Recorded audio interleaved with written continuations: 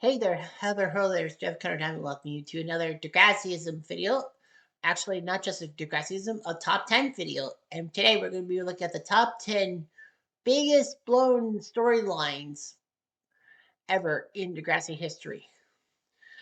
Uh, Capital Study, who is one of the main moderators and post creators on the Degrassi Reddit, did a thing about the biggest misstep in Degrassi with the plots. So I took it a step further and decided to do a top 10 based off of it. So I found 12 good storylines and I put them in, was it two pulls of six or was it, no, three pulls of, was it two pulls of six? Yeah, two pulls of six. Randomization, top three in each poll got to go from 1 to 6 and the other 7 to 12. There were a couple of them that did not make the cut, but the two that missed the cut, who didn't get in the top four in the 7 to 12 bowl, which means they were out of the top 10, was Dave and Allie post season 11, because Dave and Allie were a pretty good couple, but they didn't let that happen. And also missing the cut was Rick's parents with the fallout in season 4, that we wish that we hear more about Rick's parents and basically if they had to face any criminal charges because, the gun was easily accessible by Rick and the fallout with them and all that.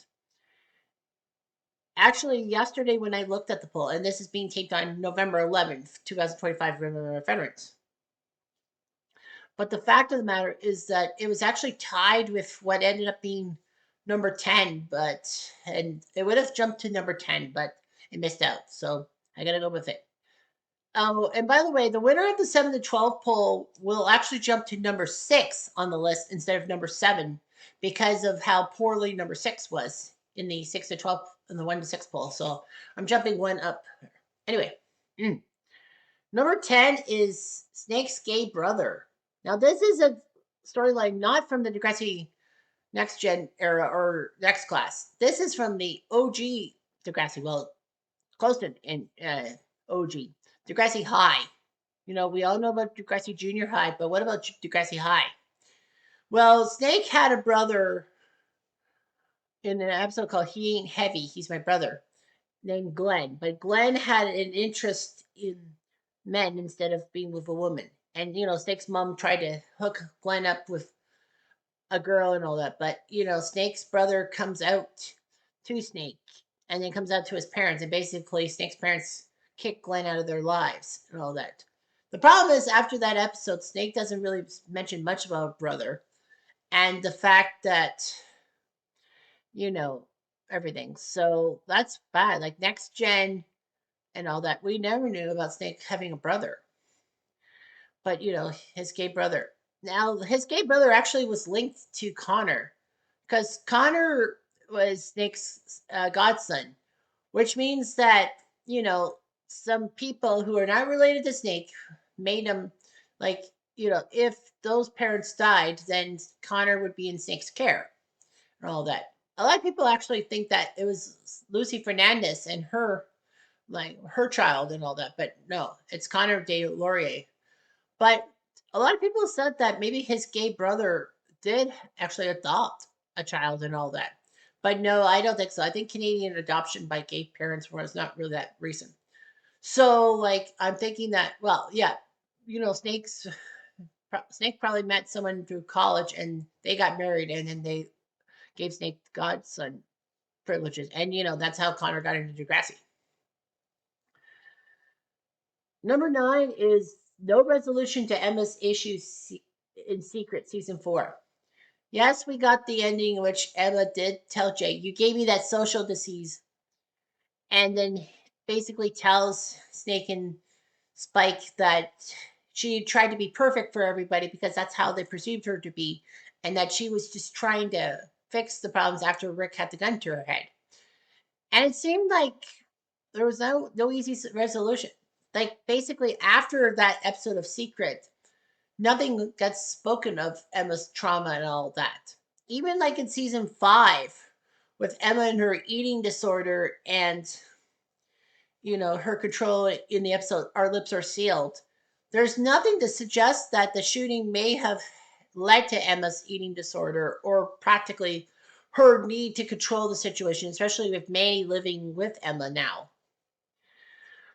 It kind of ticked people off. And even season 6 in the episode "If You Leave," it manifested. The whole thing with Rick manifested itself. I know you'd be thinking you're full of shit, Cutter, but no, I'm not full of shit. Because Emma was trying to control Manny and didn't want Manny to move back home in the wake of the JT situation because Emma was lonely and was afraid that she was going to lose Manny. After all, let's not forget that Emma and Manny were not really close at the time that Rick had the gun at Emma's head because of the fact that Emma pissed off Manny and Liberty for that matter by trying to prevent Liberty and Chris from going together because it would make Emma look bad, which is stupid because Emma does all these causes and everyone poo-poos them. But anyway, yeah, like there's a lot of issues with the Emma situation, and it's an unpopular opinion that Emma's problems are like post season 4 were manifested in the whole Rick situation. It would have been big to see somebody say, Emma, are your eating disorder connected to Rick Murray? Of course, if they wanted to put the Rick Murray situation out of everyone's mind. Move on. Okay, number 8 on the list, right? Yeah, number 8 is Tessa Campanelli. The whole thing from Schools Out. Now, Tessa Campanelli, I thought was a one-shot character in that Schools Out movie that CBC had in January 92. But no, I was wrong. Tessa actually was a member of Degrassi Junior High who inadvertently got the junior high burned to the crisp. Because her and Scooter, the boy that they wanted to recreate the Arthur Yick movement with Brother Bond and Scooter. But yeah, Tessa and Scooter were playing, and the fire engulfed the building and all that. So yeah, Tessa broke up with her boyfriend, and Caitlin and Joey were broken up. So Joey figures he might as well go with Tessa, with the fact that Joey has to repeat another grade. Well, has to finish high school and all that. He's 1 year behind Caitlin and all that, and starts to date Tessa. But then Caitlin, out of freaking nowhere, decides she wants to go with Joey. And instead of just basically telling Caitlin, sorry, it's over, I'm with Tessa, Joey decides to date both of them. And unfortunately, he gets Tessa pregnant, and she calls an abortion clinic and all that. And then Tessa gives Joey his birthday present, but basically Slam makes a big show out of it. And Joey doesn't know what's going on. Tessa just wouldn't tell him. Now, I hate to be victim blaming, but Tessa should have hinted to Joey that she was pregnant thanks to him. Joey would have stepped up. Joey would have had to step up. But anyway, yeah, Tessa went to the abortion clinic. But people said that she didn't. She probably decided not to, and then she wanted to stick it to Joey. Well, of course, we all know about the Caitlin and Joey's dynamic. You fucked Tessa Campanelli? Regardless of that, yeah, we didn't know about Tessa and all that. I wish we knew about Tessa and that. Well, Joey did tell Craig that in season 3 in the Christmas episode when Craig got backlash over him dating Manny and Ashley at the same time. That Joey says, I can relate with the whole Caitlin and Tessa thing. And then in season 4, remember when he was mad that Craig told Sydney about the house situation? And then Craig decides to go to school sick to spite Joey. And Joey says, I better not see Tessa Campanelli on my front porch. And then he realizes while talking to Sydney that, Craig was in the right. And then Caitlin decides to buy Joey's house coming back from Africa. And lo and behold, what event happened when Craig went to school sick? That's right, the Rick Murray incident. And he was the first one, Craig was, to see Jimmy's prone body. Anyway, that's what happened.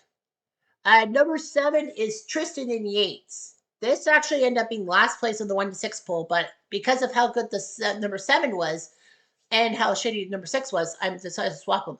So anyway, this episode, Tristan was trying to find love with another guy. He was gay and all that. Owen, even though that he was homophobic towards Riley, I don't know what his reaction was to Tristan. I think he disowned Tristan. But anyway, yeah, Tristan was trying to chase for love and then found his English teacher, Mr. Yates, and have a relationship which was inappropriate and Yates was coming close to Tristan and Miles. I mean, not Winston. Maya is told by Tristan he doesn't know about the relationship, but then Maya decides to tell Simpson about it. I actually watched the episode in which Tristan finds out that Maya blabbed, and Simpson said, "Are you trying to protect him? Are you trying to protect yourself?" "No, nothing happened. Go away." And Tristan acts so weird. And then he gets mad when he finds out that Maya was the one who told. Well, why did Tristan tell Maya? Well, I know Tristan trusted Maya, but Maya's like, "I'm trying to protect you."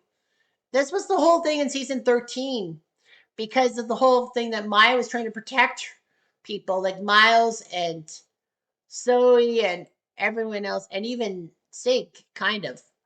And she gets shot on by everybody, saying, "Stay out of our business." I mean, Maya was overreacting, yes, but this was the season after Cam freaking offed himself. How was Maya was going to freak? Maya was trying to prevent another Cam situation. Unfortunately, season 14, they revisited the whole thing with Miles. Like, fuck. Give the girl a break.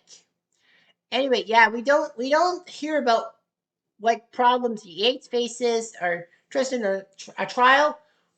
Tristan basically yells at Maya saying that you don't want me to be happy. I'm trying to protect you. No, you're not. You're trying to protect your own interests. And then basically he breaks off with Maya as friends and forces Maya to grovel at Tristan to keep the friendship. You know it's bad when people say your best character moment was in a fucking coma. Just saying. Number 6. Okay, here we go. Number 6 is Paige Griffin and the HIV scare from season 6. So this episode was when Paige had some relationship problems. Basically, Spitter openly cheated on her with Manny. She had a relationship with Mr. Olander, which was terrible and all that. And in my previous Degrassism, I did say that I was sickened by Paige trying to defend Matt in a sense by trying to transfer schools or transfer classes before Olander finally decided to do something about it and say he was the one at fault. And it's like why? Well, and basically Paige was just trying to get out of the situation because she didn't want that situation to happen. Even though Simpson saw something, there was no way Simpson was anti-Paige on this one, so she jumped the gun. But nevertheless, Paige then loses Olander and then goes with Alex. It's on again, off again. And in the off again part, she actually dates Griffin. But Griffin actually hides his HIV status. And Paige, of course, gets tested. And of course, we don't know if Paige is HIV positive or not. There's hints that she isn't and all that because if she was, I think she would have had to share that with Alex at the end of their relationship. But the fact of the matter was that we didn't get to know much about Paige and Griffin and all that. But I think with Paige being with Alex and all that, that kind of represented like, oh, I'm not HIV positive. Number 5 is Shane not being mentioned after season 3. Now I know it got 0 votes in the top 6, but because hey, Shane was great and Tristan not. Shane was a great character. In Degrassi Junior High, like what was it, the 4th or 5th episode, he manages to impregnate Spike. And then, he has troubles being a father and all that. He has a lot of pressures from his friends and his family. After all, his father is an Anglican minister. And they just basically want to ship Shane off to some other school and not have to deal with Spike in a pregnancy. But Shane steps up to the plate and says that you're just doing this to save your own asses. Let me be a good dad. Which he was okay, but unfortunately he decided not to give Spike money, half his allowance and just go to a concert in which he actually ends up getting acid at a concert, and he decides to take it, and then he's found at the bottom of a bridge. Either he fell or he jumped off. I think he fell, if anything. And basically that Luke guy is in deep trouble and all that. My guess is that Luke had to be Shane's helper when Shane survived and then was not brain dead, but like his he was oh, I can't think of the term right off the top of my head. But anyway, yeah, Shane basically I think that Tim guy had to help Shane out and all that because of the whole thing. But nevertheless, Shane was never brought up much in Degrassi High and all that. But then in season 3, when Spike's about to give birth to her second child, Emma's number one, and now her second one, Emma decides to ask about her father, but Spike doesn't want anything to do with it. Caitlin doesn't want anything to do with it. So Emma decides to go find out about Shane through yearbooks and all that, and finds him in Stouffville in a group home for mentally deficient adults. Now I remember. So Shane, played wonderfully by Jonathan Torrance. Yeah, the guy from Trailer Park Boys, J Rock, whatever. But yeah.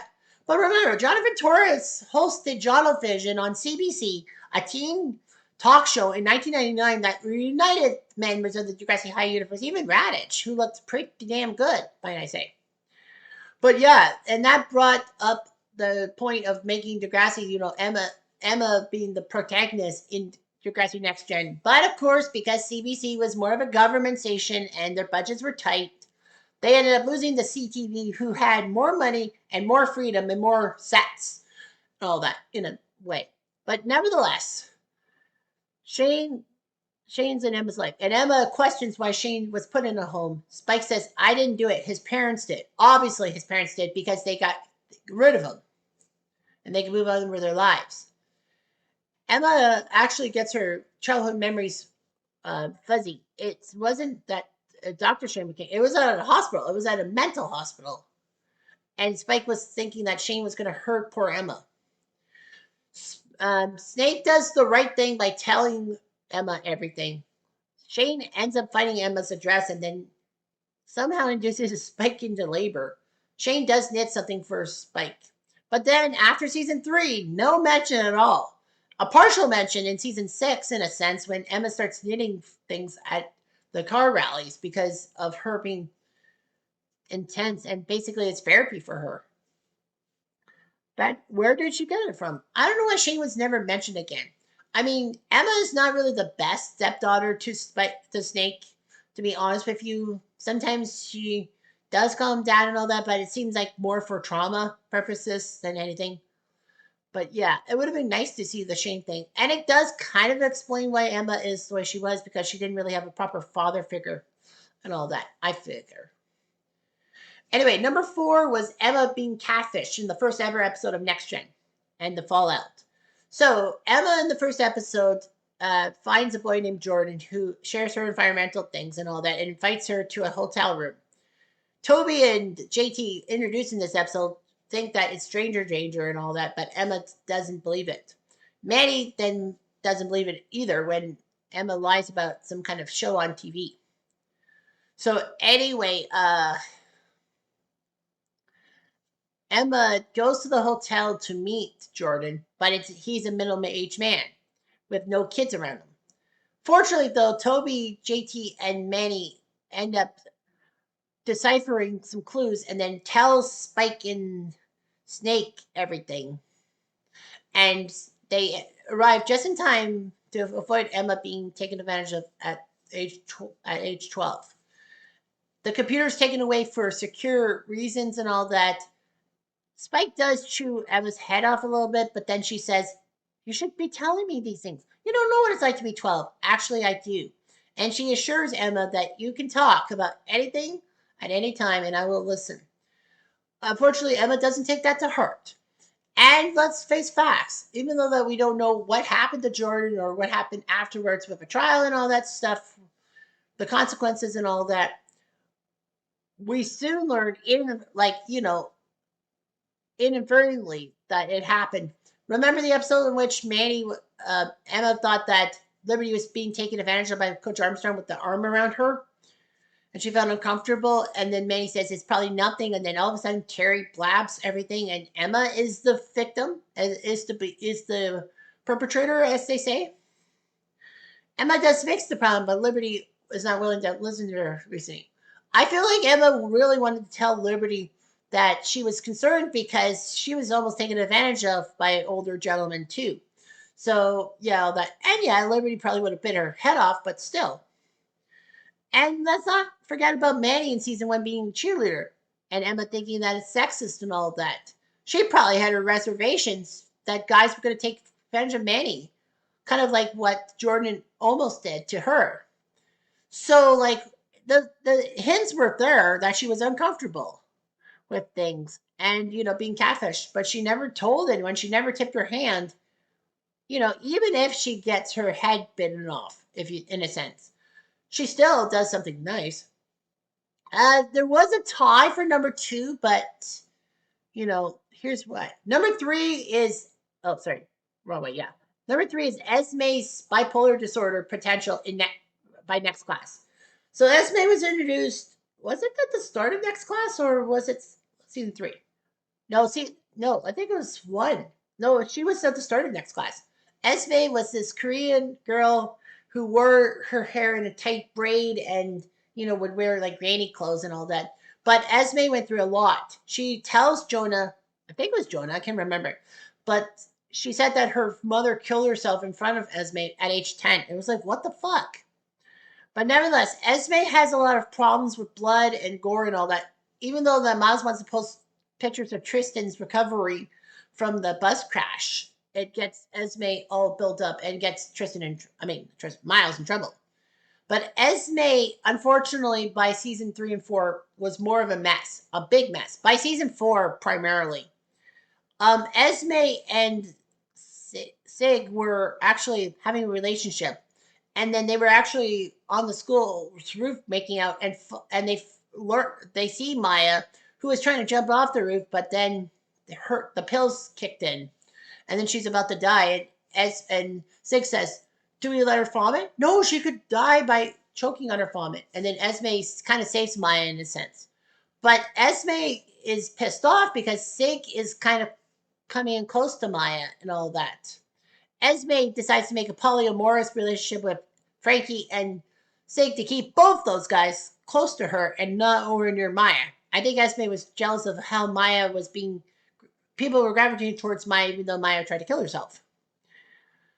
In a sense, I think Esme was hoping that people would give her praise for saving Maya's life, but then when they started going towards Maya, then Esme wanted to destroy Maya.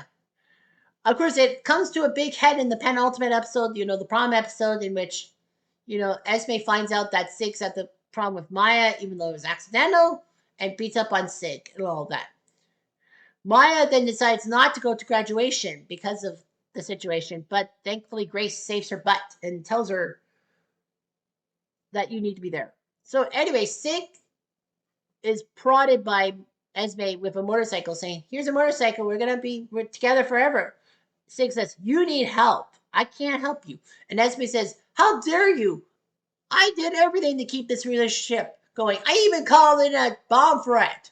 Of course, the bomb threat ruined the prom, but everyone thought Syed did it. Stupid xenophobia and Islamophobia. Syed almost moves to Montreal, but Lola prevents him from doing that. So anyhow, Esme starts beating up Sig with a motorcycle helmet, but Miss Grell, the guidance counselor, tells her it's not too late to admit your mistakes. And Esme cries in her arms. Maya does tell Sig she had to tell everyone about Esme's mistakes and all that, and she could have been bipolar. I think everyone saw that.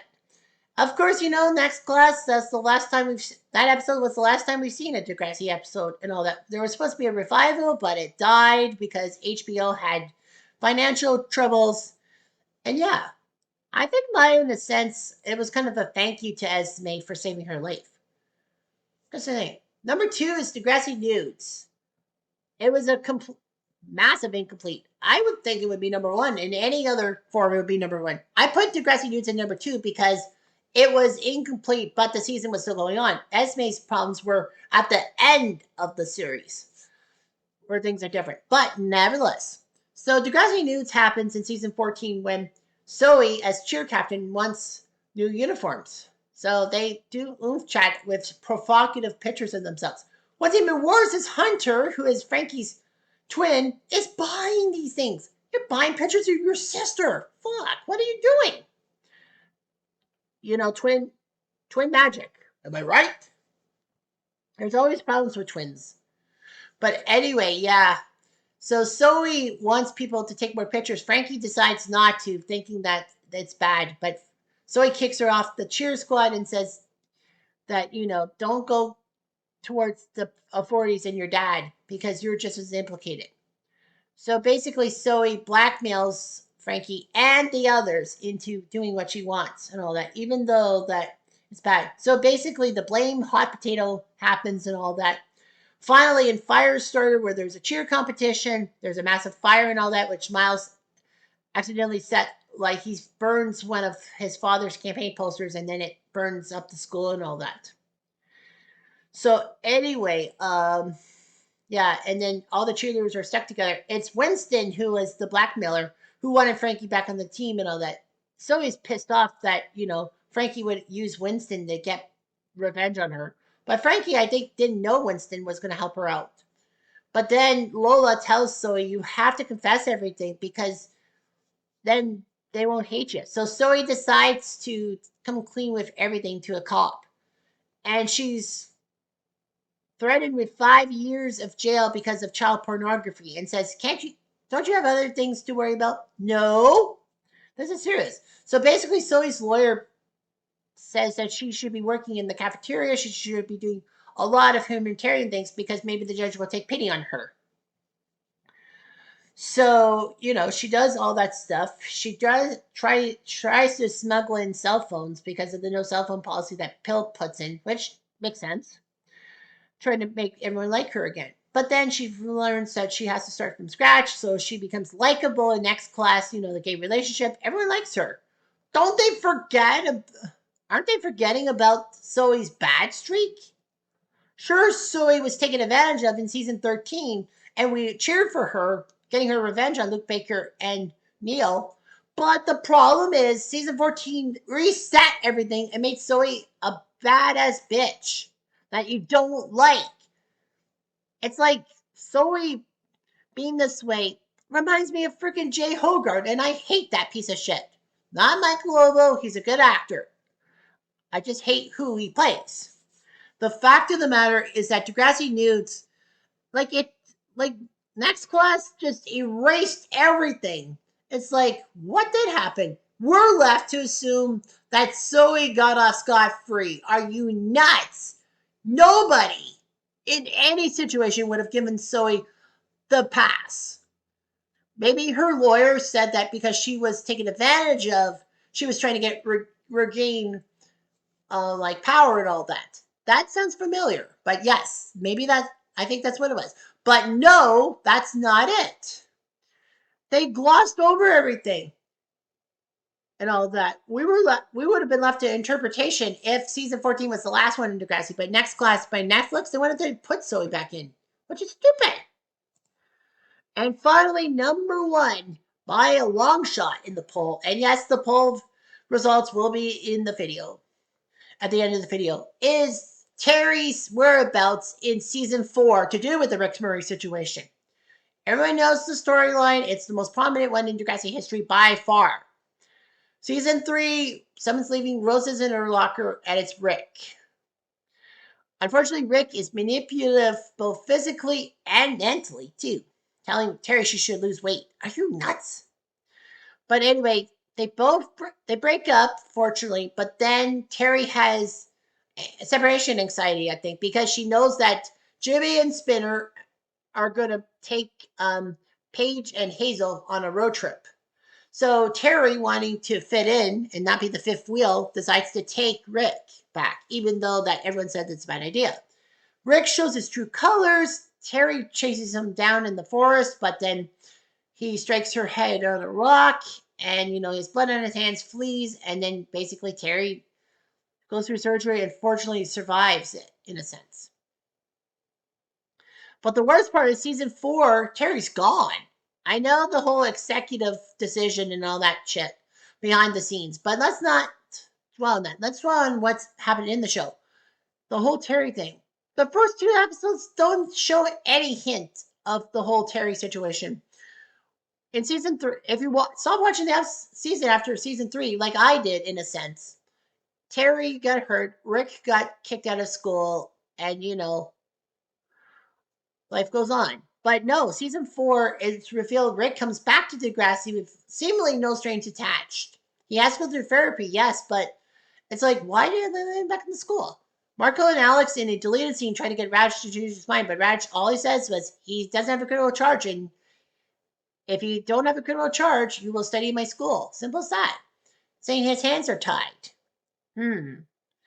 But the fact of the matter is that Terry has little input, none, so whatever, in this whole storyline. Makes things terrible and all that. The big question on everyone's lips would be, what if Terry knew what the hell Rick was suffering through? What would she have said? In essence, it should be, did Terry tell Paige and her crew about it? Did Terry know about what Rick was going through? Paige probably might have kept it quiet, thinking that we're doing justice for Terry and we just can't do all that. Paige was a bully to Rick at the beginning. And, I don't blame Paige one bit. I don't blame Spinner one bit for being a bully towards Rick. I blame Jay for that. I mean, Jay, what the hell? Like, he had no connection to Terry whatsoever. He was just there to be a bully and probably get everyone on his side. Jealous prick. Even Alex had some insight into it. But the fact of the matter is that without Terry's input, like what would have happened? What if Terry knew about everything and just said to back off Rick? Would the students have backed off with Rick? Most of them, yes. Not the whole gang. I think the main people would probably have said, oh, Terry's just trying to be nice. We're trying to do this for Terry. Fuck that. We're going to destroy Rick once and for all. But, that's the worst part. Terry off the show is one thing, but what would Terry have done? That is the biggest question, is what would Terry have done if she found out in season 4 that, people were beating up on Rick for her? She'd probably feel oppressed, but she also think that this would actually end terribly. Who knows? Maybe if she had intervened, maybe we wouldn't have Rick go bonkers and try to kill Emma and get killed himself. That's just something I need to know. I wish.